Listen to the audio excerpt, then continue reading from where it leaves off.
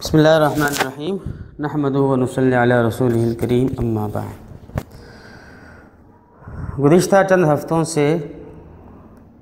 افتاء کے انتہائی اہم قواعد بیان کیے جا رہے ہیں۔ پہلا قاعدہ تو یہ بیان کیا گیا تھا کہ اگر مسئلے میں کوئی مسئلہ ایسا ہے کہ اس میں ایک ہی قول ہے تو وہی ایک قول متعین ہے، اسی پر فتویٰ دیا جائے گا،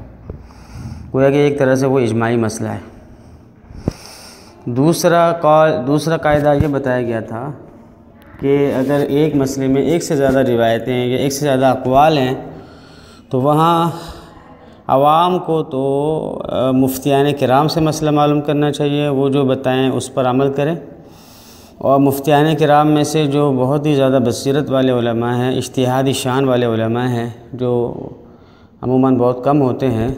تو وہ تو اپنے اجتہاد کے مطابق جو ان کے نزدیک راجح ہوگا اس پر چلیں گے، اور جو عام مفتیان کرام ہوں گے، جو اکثر و بیشتر جو مفتیان کرام ہوتے ہیں، ان کے لیے ایک ضابطہ مقرر ہے، اس ضابطے کی روشنی میں وہ فتویٰ دیں گے۔ اور وہ ضابطہ یہ ہے کہ ہمارے متقدمین، متاخرین اور دور حاضر تک کے جتنے بھی بڑے بڑے علماء ہیں، وہ جس قول پر فتویٰ دے دیں اور جس کو راجح کہہ دیں، وہ ان کے مطابق اور ان کو فالو کرتے ہوئے، ان کی تقلید کرتے ہوئے وہی مسئلہ علماء کو، عوام کو بتائیں، اور خود بھی اسی پر عمل کریں جو راجح ہو۔ متقدمین متاخرین علماء نے جس قول کو راجح قرار دیا ہے، جس پر فتویٰ دیا ہے، اسی پر وہ بھی فتویٰ دیں۔ البتہ جہاں ایسی کوئی مسئلہ ہو کہ وہاں پہ کسی نے کوئی ترجیح نہ دی ہو، تو پھر امام ابو حنیفہ رحمہ اللہ کے قول پہ فتویٰ دیں۔ تو یہ تو ایک موٹا سا اصول تھا، لیکن اس علماء کرام کے لیے اور عام مفتیان کرام کے لیے جو اصول بتایا گیا ہے، اسی کو اگر ہم ذرا پھیلا کے دیکھیں تو اس کے اندر بھی بڑی باریکیاں ہیں،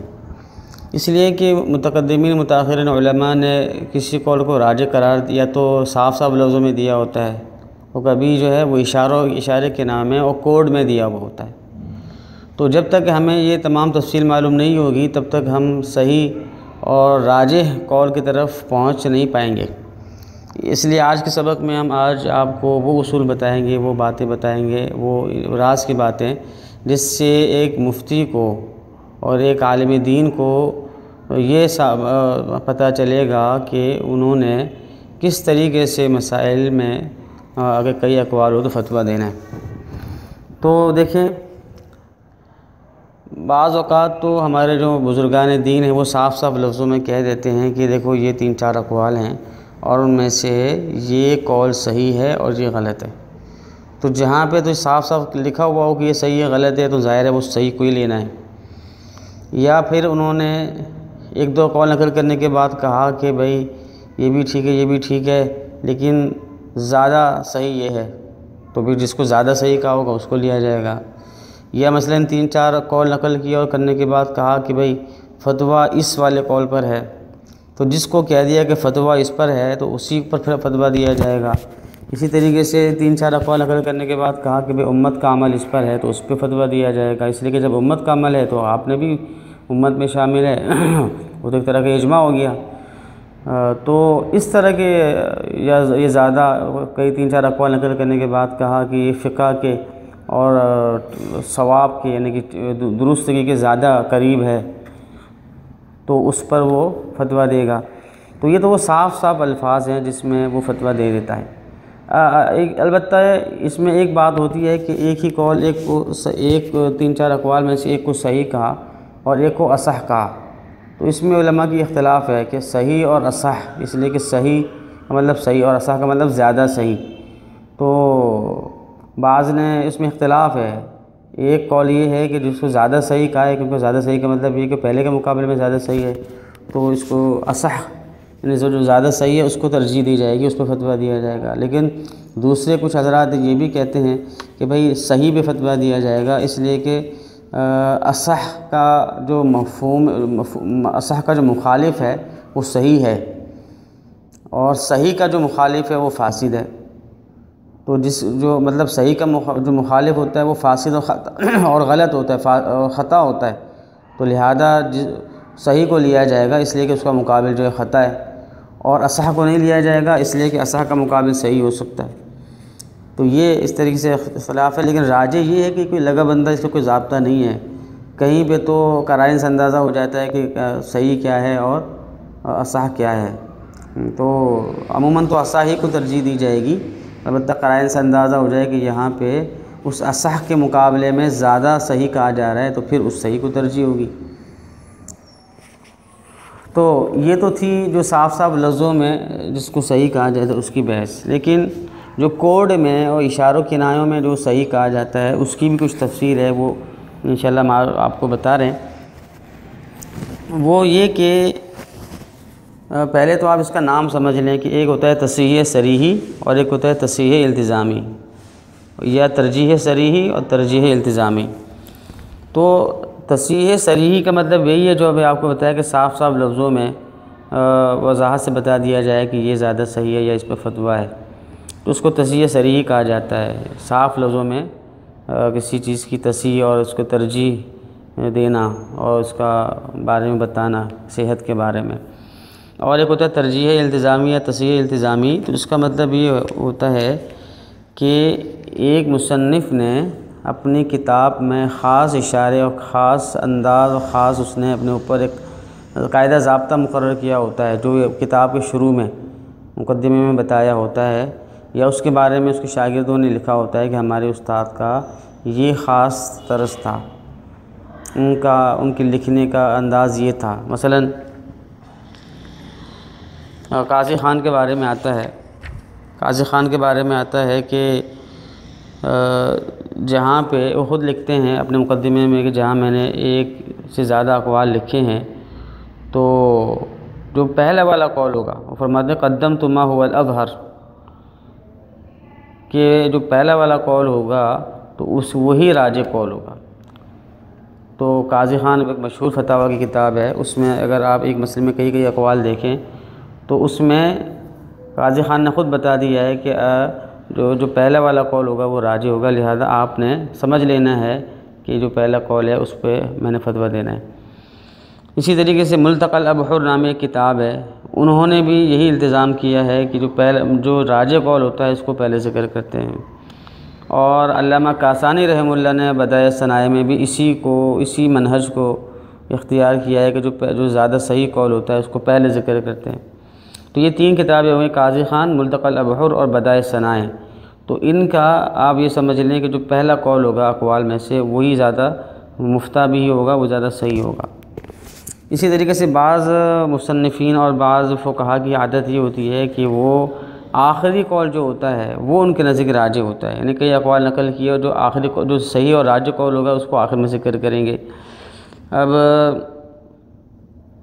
مبسوط اور ہدایہ کے بارے میں آتا ہے کہ اس میں جو آخری قول ہوتا ہے وہ زیادہ راجح ہوتا ہے، اور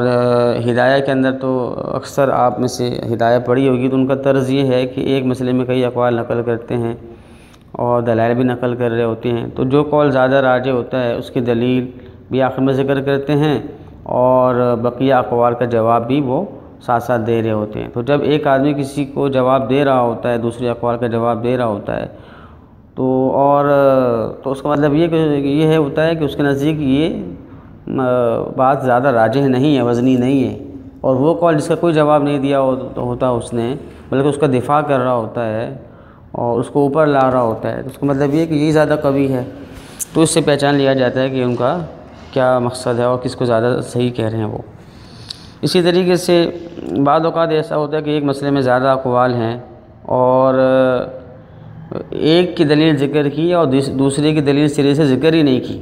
تو جس قول کی دلیل ذکر کی ہے گویا کہ اس کا زیادہ اہتمام سے بیان کیا ہے، زیادہ کھول کے بیان کیا ہے، تو اس بات کا اشارہ ہے کہ وہی قول زیادہ راجح ہے، اور جس کی کوئی دلیل بیان نہیں کی ہے وہ ایک ضعیف قول ہے۔ اسی طریقے سے ایک چوتھی صورت یہ ہوتی ہے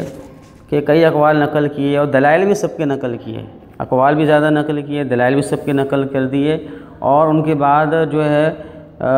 جن کے اقوال پہ اور ان کے دلائل پہ رد کیا ہوگا تو وہ مرجوح ہوں گے، کمزور ہوں گے، اور جس کے دلیل پہ رد نہیں کیا ہوگا وہ راجح ہوگا۔